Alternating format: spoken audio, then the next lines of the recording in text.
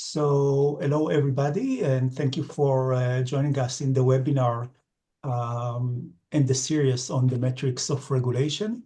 The idea is to bring together various scholars, various people who are interested in this quantitative study of regulation on the public opinion, on the regulatory budget, regulatory effects, regulatory performances, issues of complexity, uncertainty, how we measure them.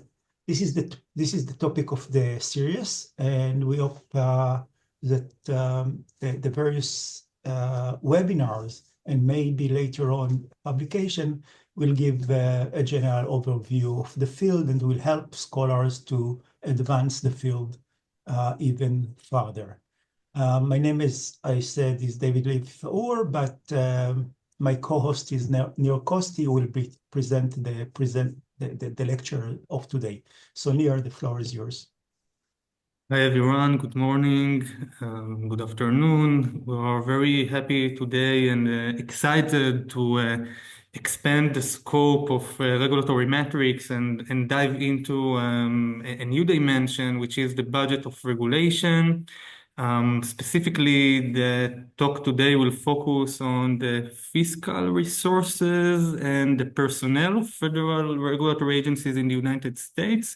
And for this, we are very happy to host two speakers from the George Washington University Regulatory Studies Center, and I will now introduce them. So our first speaker is Susan Dudley, the founder of the George Washington University Regulatory Studies Center, which works to improve regulatory policies through research, education, and outreach. She's a senior scholar with the center and a professor of practice in the Trachtenberg School of Public Policy and Public Administration. Also from April 2007 through January 2009, Susan served as the presidentially appointed administrator of the Office of Information and Regulatory Affairs in the U.S. Office of Management and Budget. And with Susan, Sarah Hay is also with us today. Sarah is a policy analyst in the George Washington University Regulatory Studies Center. She studies the Congressional Review Act and public participation in the regulatory process. Her research on the Congressional Review Act has been featured in the Wall Street Journal and on C-SPAN. She also assists with data collection and data visualization for the center's regulatory data project, RegStats. We look forward to your participation. The floor is yours. Well, thank you very much, Nir and David.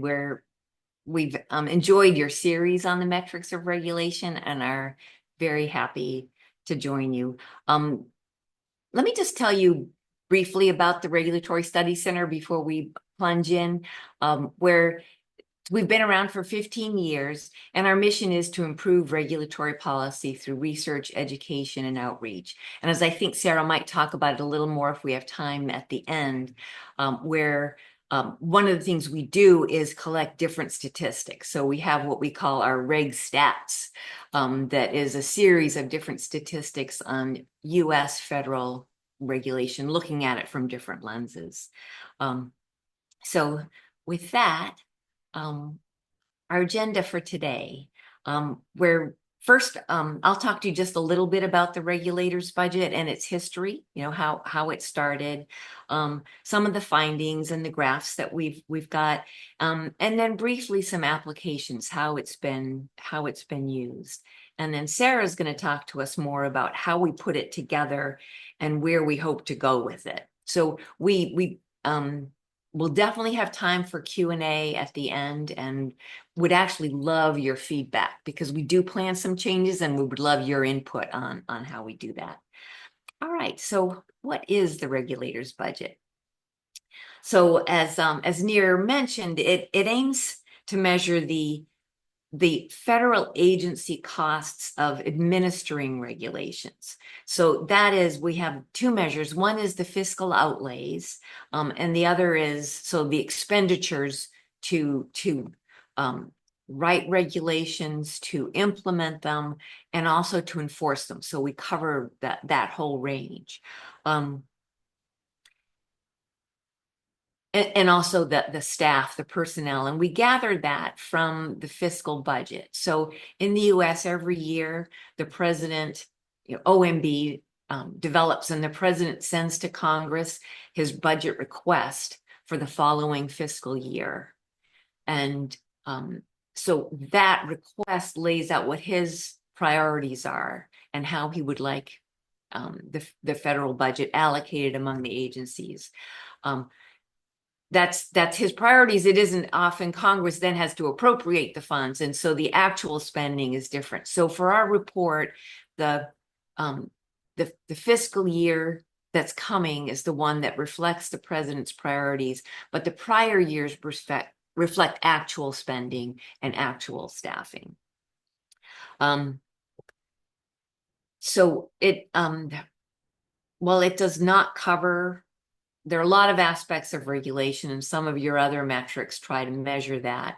What are the private sector cost to civil society, private sector, what are the benefits? This does not look at that, but we think it does provide useful insights into the priorities, regulatory priorities of the administration, of each administration, and the composition, and also the evolution over time. So as Sarah will show you, it goes back to, our data go back to 1960.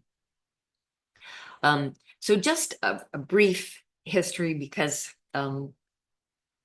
we want to acknowledge and honor Professor Murray Wiedenbaum, who developed this idea first in the 1980s. He was a professor of economics at Washington University in St. Louis.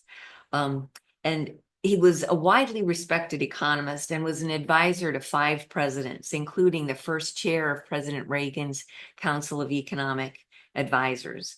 And in the early 80s, he said, gosh, Office of Management and Budget, you should add a comprehensive tabulation of the expenditures of all federal regulatory programs and include that as a special analysis in your annual fiscal budget. And when OMB didn't say, yes, sir, and do it, he thought, well, I'll just do it myself. So he's the one who first did it. And then the Washington University, there's a center that later became the Wiedenbaum Center at Washington University. They continue to do that on an annual or near annual basis.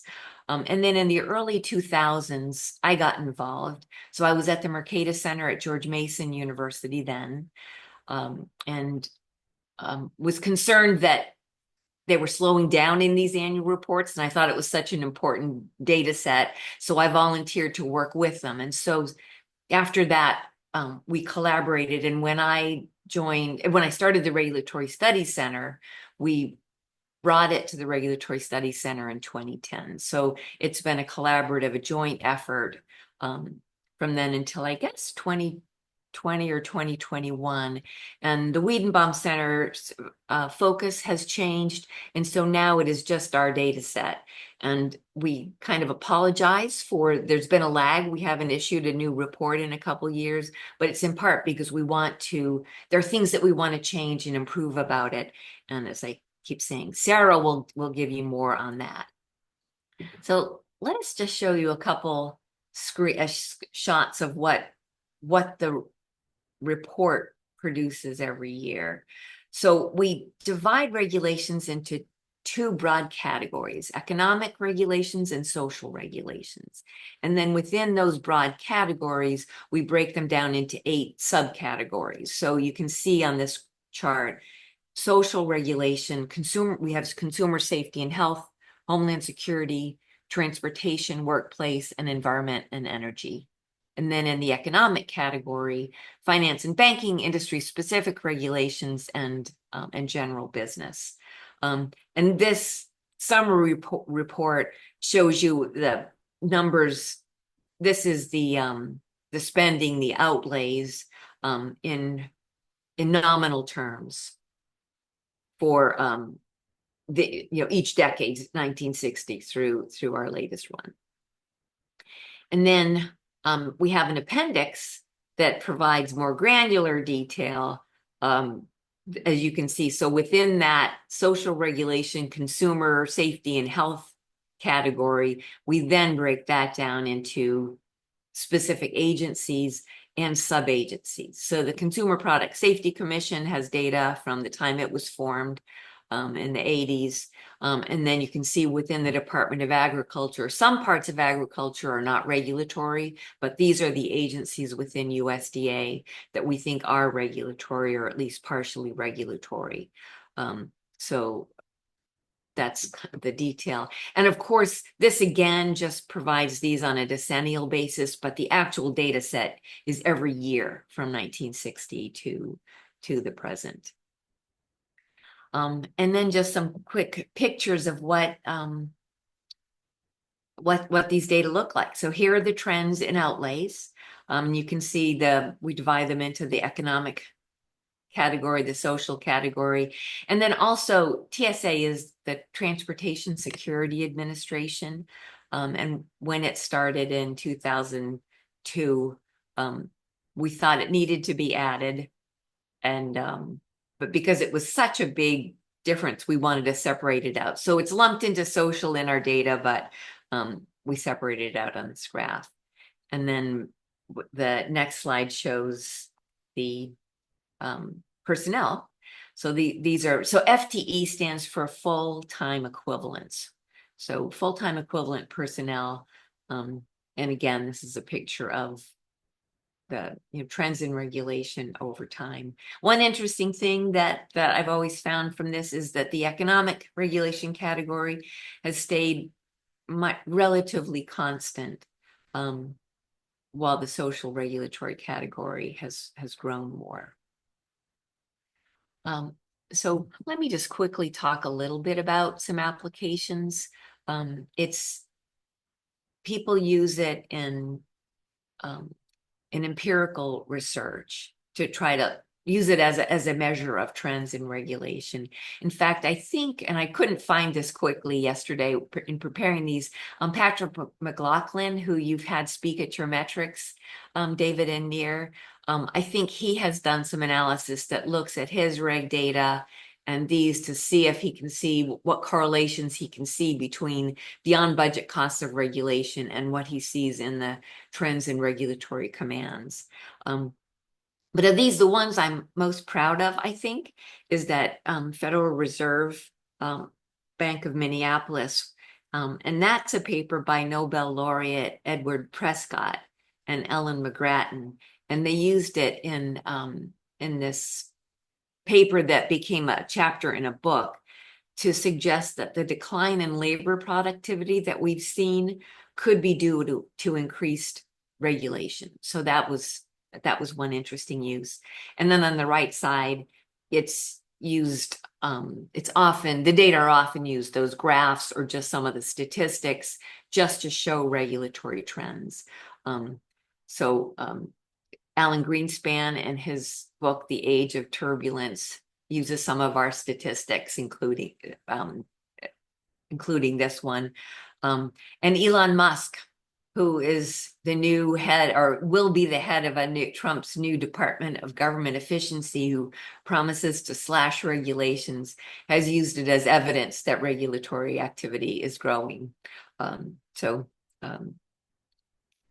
With that, Sarah, let me turn things over to you to provide kind of a deeper dive on how do we collect the data and where we want to go with it.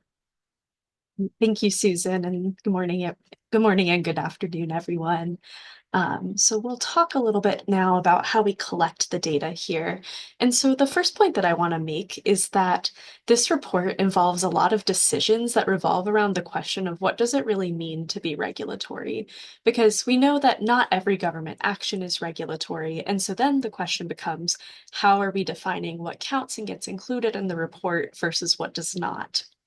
As Susan was describing a minute ago, the decision to include TSA involved a lot of deliberation because it's like our airport screeners regulators. And in the end, she and the folks at the Wiedenbaum Center decided that if meat inspectors count as regulators, then so do TSA agents.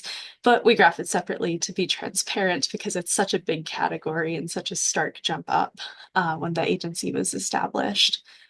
So then once we've decided what counts, we have been collecting the data manually from the appendix to the president's budget request. And so, as Susan told you about earlier, each year the president kicks off the budgeting process by publishing the president's budget request, which is then sent to Congress for them to use to inform them and as they do their appropriations. And the appendix is where the real meat of the budget is, and that's where agencies publish the previous actual spending levels, as well as their projected spending levels for each individual account, which for all intents and purposes is a program. And so then once we figure out what we're including and which accounts correlate with it, then we just add it up. Pretty simple addition. Although there are 3 different kind of categories of how we do that addition. So for some agencies, we will just use one budget account to account for their expenditures. And that's often for smaller agencies like the Consumer Product Safety Commission, or for agencies that have only one account linked to a regulatory function. Then our second bucket is when we add multiple spending accounts to get the total for an agency. So for example, like the Food and Drug Administration, because it's a bit of a larger agency and does a lot of regulatory functions, we'll take different pieces or some different accounts to get the total for FDA as we're adding it up. And this is another instance in where we could also have a large agency that has some accounts that are regulatory and some that are not. And so this just makes sure that we're getting to the center of what is actually regulatory. And then finally, we do some regulatory prorating. So this is when an agency's account has some functions that are regulatory and some that are not. So we'll calculate the functions or the percentage of the functions that are regulatory and then multiply that percentage by that agency's outlays and full-time equivalents to get the data for what percentage of it is actually regulatory. And that's what ends up, that is what ends up going into our report. And so this is how we've done the report for decades, and this is a well-loved report, and we're so honored that we are the ones that get to keep living this tradition, and we've built on it in the past couple years. And as we're determined to keep this database growing, we're really excited to take the opportunity to innovate a little bit as we go forward. So one of the ways that we're planning to innovate is through the treatment of transfer programs. So transfer programs are these programs that move resources. So programs that are taxation, subsidies, entitlement programs, procurement, and credit functions. And the report has traditionally excluded these because the report traditionally focused on agencies whose regulations primarily affect private sector activities. And so by excluding these reports, we do end up excluding many of the federal agencies that citizens most directly engage with.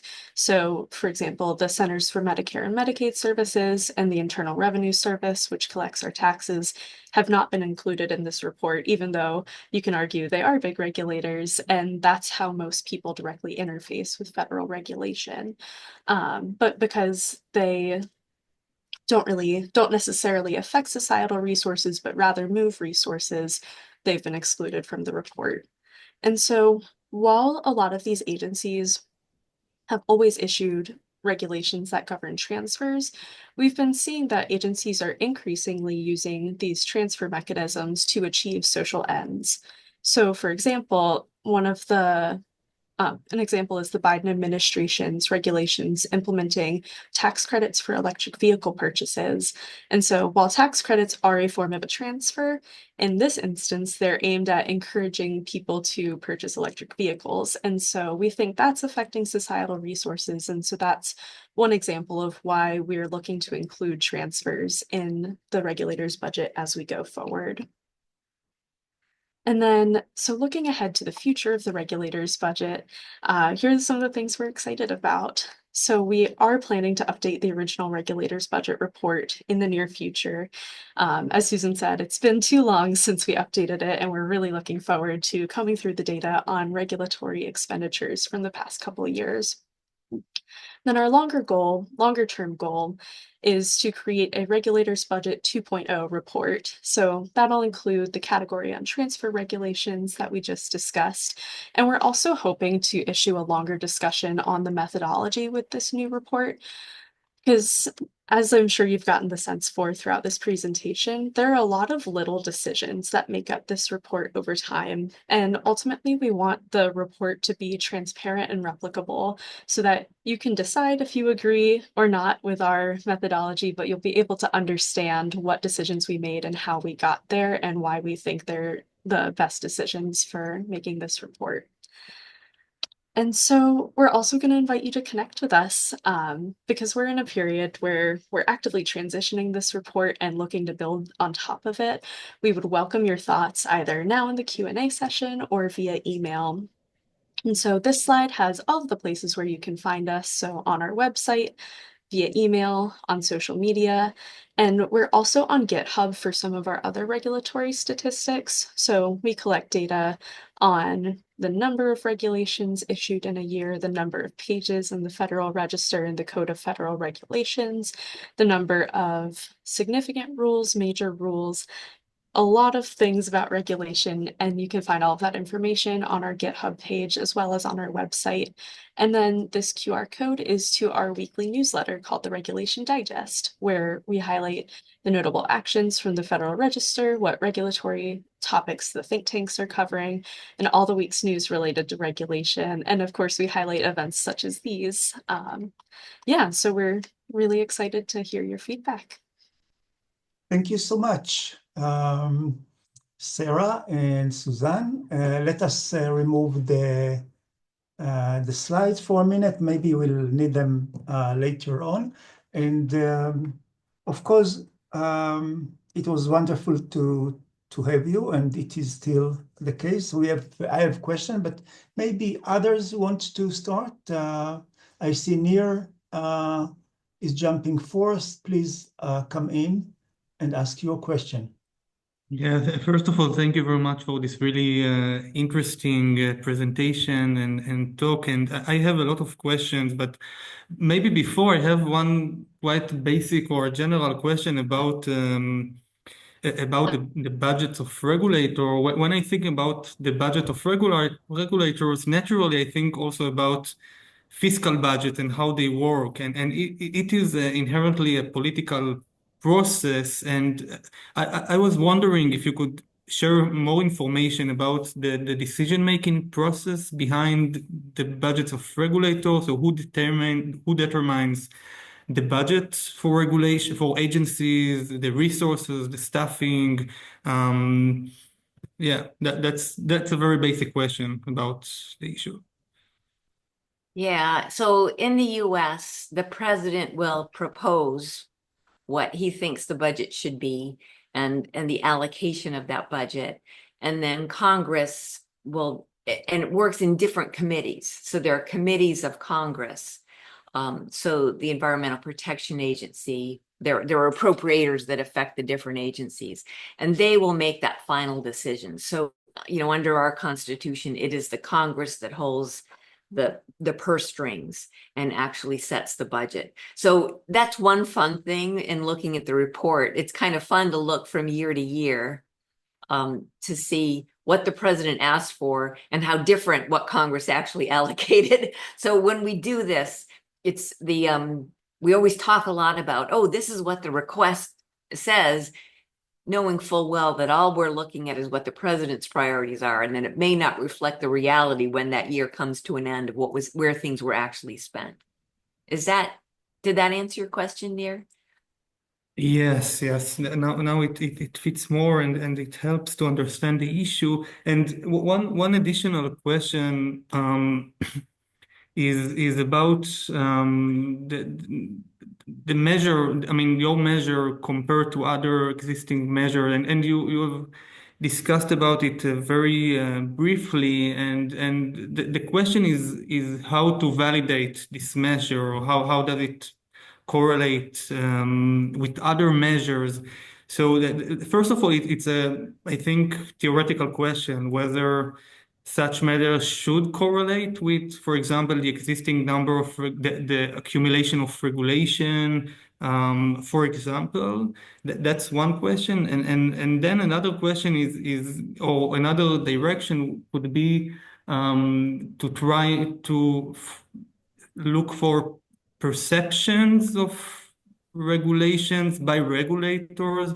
So, for example, there are a few studies recently from the American State Administrators Project. So one way of thinking, or one possible direction in this regard, would be to try and to see whether opinions about budgets of regulators by regulators themselves could somehow shed light on your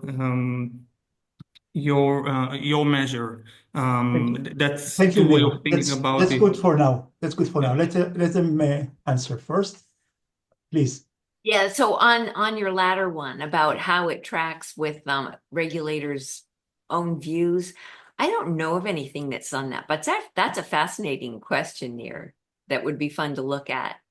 And then on the other one, there have been some efforts, and at least one would expect that these data might be a leading indicator of what we would see in terms of actual regulations. So if the budgets of a certain agency go down, that we would see maybe less regulation going forward from them and vice versa. I mean, it also, we definitely do see patterns in if Congress has given an agency new authorities, we definitely see an increase in the number of regulators or the regulatory budgets for those agencies. I think, and I'm curious what Sarah thinks about this, but I actually think that when our measure is more comprehensive, which is our next plan, because so far we really have excluded large swaths of regulatory agencies because they didn't fit in our definition of non-transfer regulations. So once we include those, I think it's going to be a more comprehensive indicator, and I'm enthusiastic about what research we might see then. So Sarah. Yeah, and I've got 2 points to add. First, I wanted to go back to your first question, Nir, about the budget requests, and just to add a little bit more detail. So each year when the president publishes the budget request, in the appendix, they have 3 fiscal years of data points, and the first is actually from a couple fiscal years prior, and that is the actual budget. So that's what was appropriated by Congress. And then they have the previous fiscal year and the request for the current fiscal year, which are both projections. And so when we go to update the data, we use the data that was the actual outlays and FTEs for as many years as we can. But then for the current fiscal year, we have to use that projection. But then each year when we update the data, we go and update back that data once it's official and finalized. And then the second, to Susan's second point, I think I will be really curious to see the relationship between the agencies, outlays, and FTEs for those transfer agencies, because one example that came to my mind as we were talking about this is with the Affordable Care Act that gave the Centers for Medicare and Medicaid Services a lot of additional responsibilities for regulating insurance markets. And so I'd be really curious to see if there's a big jump in the outlays and expenditures for CMS following the passage of the Affordable Care Act, just as one example of things to look for. Can I go back to one other point? Because I know there are other questions, but Nir, on your the sentiment, agency sentiment, we don't have that, but our colleague Jodan or Zoe Shia has created an index of regulatory of sentiment and uncertainty on regulation, and she's used that from media articles, and so she uses advanced techniques that are far more advanced than I can conceive of to look at those and create an index over time of regulatory sentiments. And so that's the public as reflected through media articles. How much discussion is there? Is it positive discussion of regulation or negative discussion, and does it suggest uncertainty about where the regulatory regime, where regulations are headed? And she has found interesting correlations between those indexes and economic measures of the economy, so GDP. So that's somewhat related to your question, and it's not related to this particular data set, but for the series it is. We have another question by Peter, but before we move on to Peter, I would like to ask you perhaps you can go to the data and the slides and show us the most interesting finding, the most surprising finding from the data that you cover. Findings that might not be surprising for you, given the length of time that you are collecting the data, but to understand regulation and regulatory governance, what can we learn from your data? Can you extend on that? I know that you have a limited number of slides for the presentation, and you have more available on your website, but perhaps you can do that. I hope I'm not asking too much. No, let me just, and since it's been a while since I worked on the data, but I can just tell you a couple things that I know struck me as interesting, and Sarah may have more. One was that there are some agencies whose budget comes from user fees. So they don't come out of the general coffer, but from fees on regulated parties. And those agencies, even when budgets get tighter overall, those agencies have continued to grow. And I know the Food and Drug Administration was one example of that. Sarah may be able to think of others. And then another one that I thought was an interesting broader observation was that we'd seen, so in the US, from the mid-70s or leading up to the mid-70s, almost all our regulation was what we consider economic regulation of contracts, prices, entry, and then starting in the 70s, we saw that uptick, mid-70s, that uptick in social regulation aimed at protecting environment, safety, and health. So we saw a decline in, yes, that's a good slide, Sarah. So there's been economic regulatory activity has been relatively flat, although in recent years, that has started to increase as a percentage of our total regulators budget. So I think we're one thing, I think we may be forgetting some of the lessons of the 70s and 80s about how sometimes those economic regulations don't actually protect consumers, but actually protect the regulated parties. And they may be a result more of rent seeking than and yield. So anyway, those are my two brief observations. Yeah. Can I share with you my own? Yes. My own puzzles or kind of point of excitement, really. The points that I'm making, I'm using your data in my teaching. And then I tell the student, see the US, I'm coming from Israel, and we are sort of European-based government. The structure, the history of government way of thinking is to some extent similar to Europe. We say the US is a regulatory state, certainly at the federal level, and they are speaking deregulation from the end of the 70s at least. And see, they don't succeed. Why? See the growth in economic regulation, in social regulation, etc. And despite the emphasis on their regulations, they don't succeed. And is it a failure or a success? This is the question that I'm asking them. You see a little, somewhat a little reduction in the regulatory budget in the first Reagan administration, and then it grows again. So for me, unlike you, and it's absolutely fine. It's it's probably, I'm questioning the politics of regulation as it comes in the US. I wonder if you have something to say about that, or this is something beyond the current discussion. And I'm also interested to know more about how to structure something like this in Europe and somewhere else.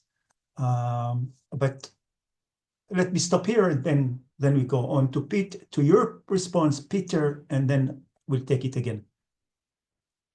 Yeah, I share your observations and concerns, David. And one thing I think, despite seeing that increase in the number of people involved in regulation, in the US anyway, very few of them are involved in evaluating what works. So they're more involved in issuing, coming up with the next regulation and doing the ex ante analysis needed to pursue the next regulation without, and there aren't enough that are part of a retrospective team that says, okay, this is what we predicted when we issued the regulation. Can we measure that? And is it really achieving what we have said? And I have long said that it doesn't even necessarily need more staff to do that.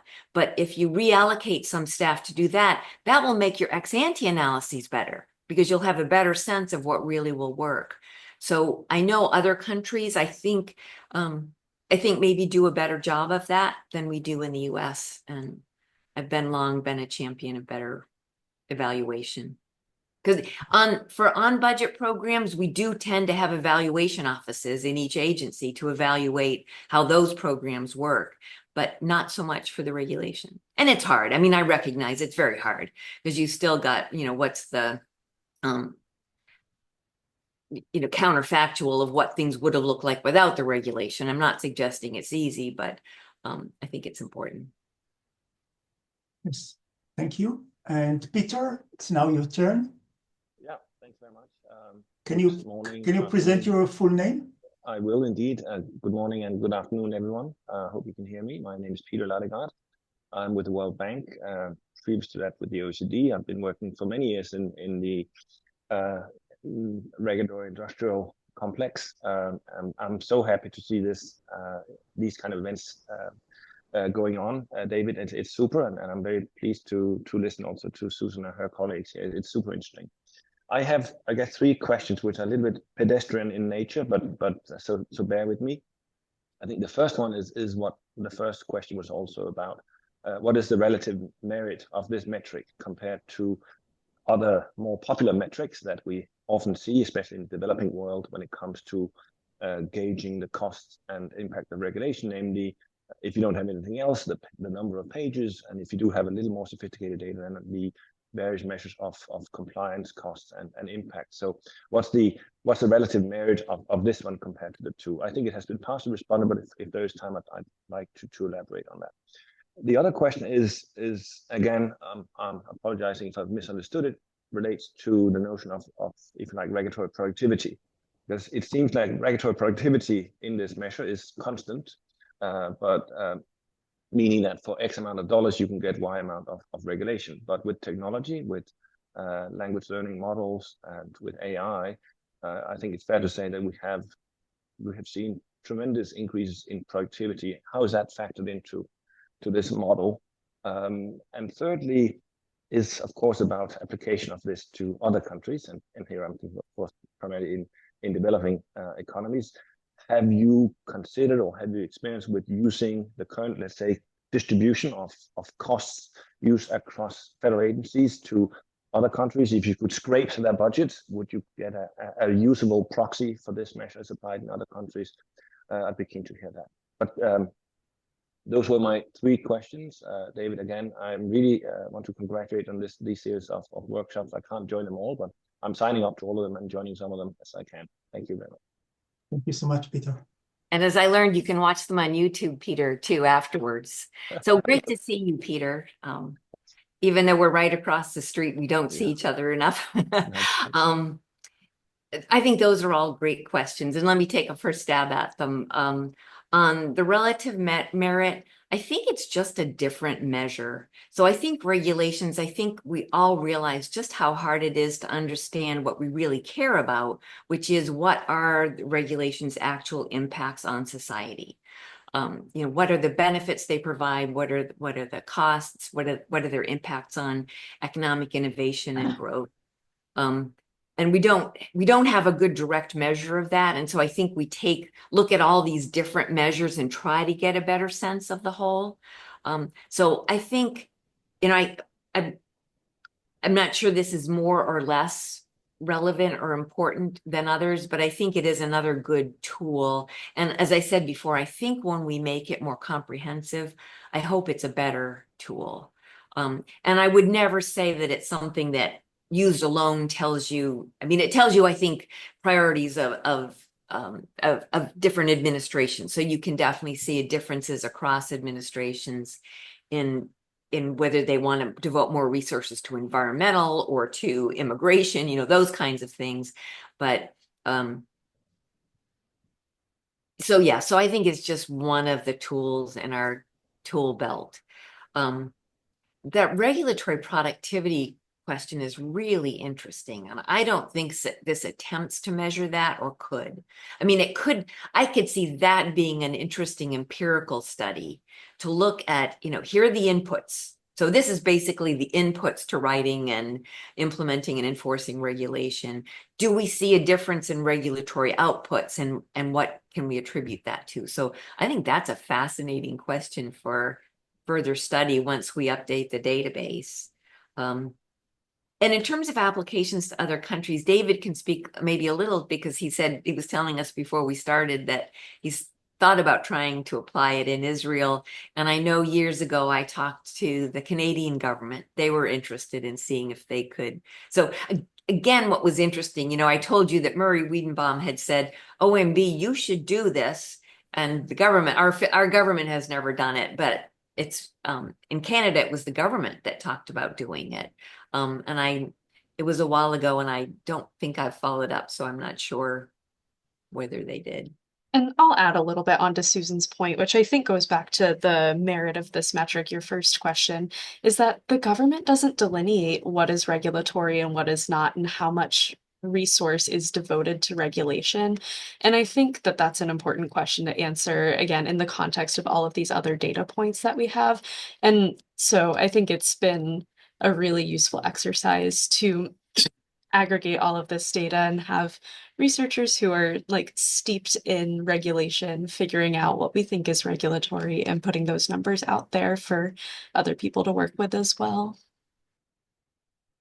Let me add to this short point of view, Peter, and Susan's response, that it would be great if there would be kind of national's account of regulatory budget in the regulatory budget of the government. Of course, it doesn't count. It's just small part of their overall regulatory budget, because most of the budget is the impact that regulation are doing for good and worse, right?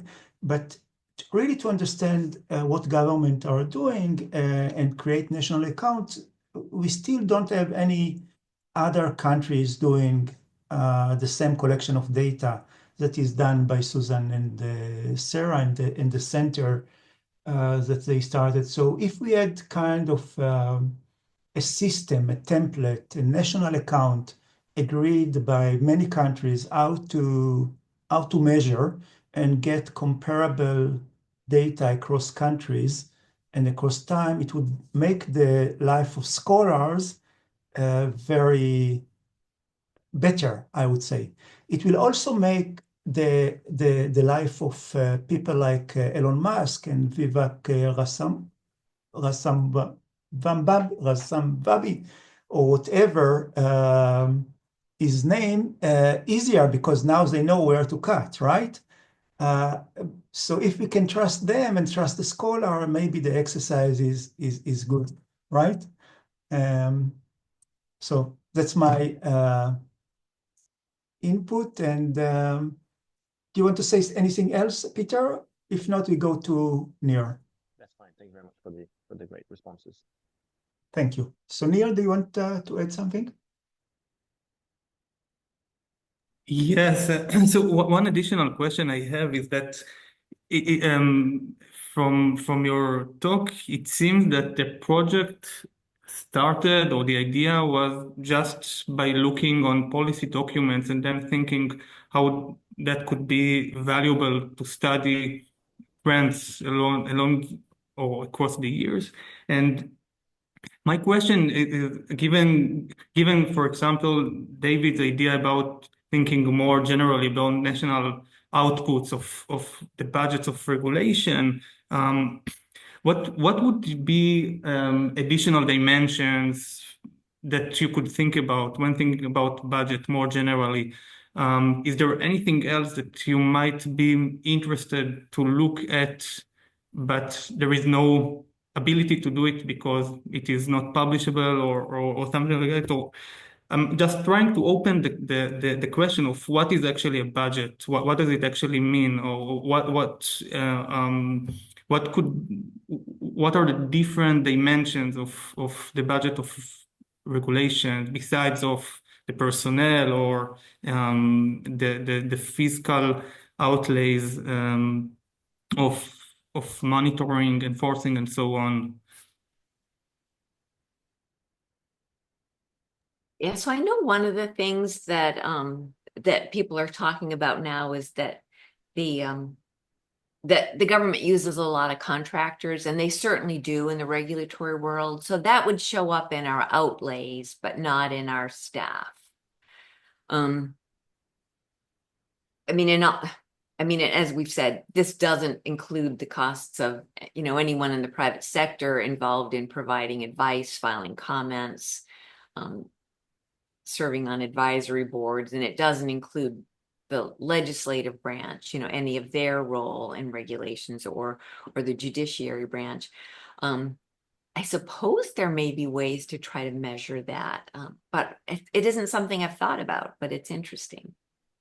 And I think another thing that's somewhat related, and I think we've mentioned in our reports in the past, but I think I would like to explicitly add to the data set, is what percentage of the overall federal outlays is our regulators budget. So how much of the government's total expenditures is on regulation per our metric? Because I think that's something we've mentioned in the past, but I really want to explicitly collect that going forward. Yep, that's a good point, Sarah. Another thing that I know Murray Wiedenbaum did when he was first doing it is and I don't know how he did this, but he approximated that the social costs of regulations are probably 20 times higher than these on-budget costs. And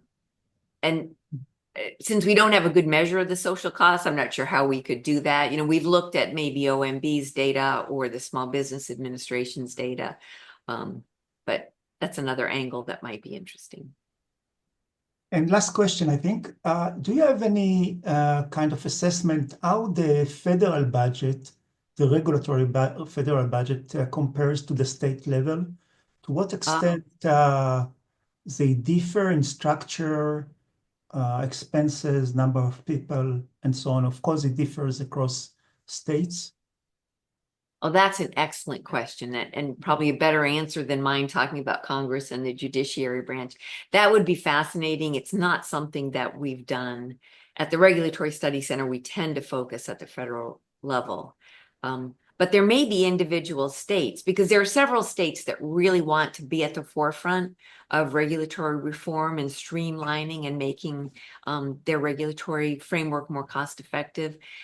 It might be that it's worth talking to some of those states and saying, here's one tool you might look at to see how are the staffing and the outlays changed. Yeah. A good idea. Yeah, I think they should do it. I guess they know that the issue exists. They don't need us to. Well, I don't know, but it's fascinating, and it's the only source of information on the regulatory budget. The part of the regulatory budgets that is being paid by the government or the taxpayers. And I appreciate very much what you do. It's important work. Looking forward for the update for the last few years, but also I'm very curious on the next the new Trump administration, how it will differ, and of course how it will impact the welfare of the U.S. society. Yeah, we are too. Sure. Thank you very much, all. Thank you very much, Suzanne. Thank you very much, Sarah. The video of this presentation and the other presentation webinars in our series is on our channel. Please subscribe. See you all in the next webinar. Yeah, thank you so for this much. valuable series and for including us. Thank you. Thank you. Thank you.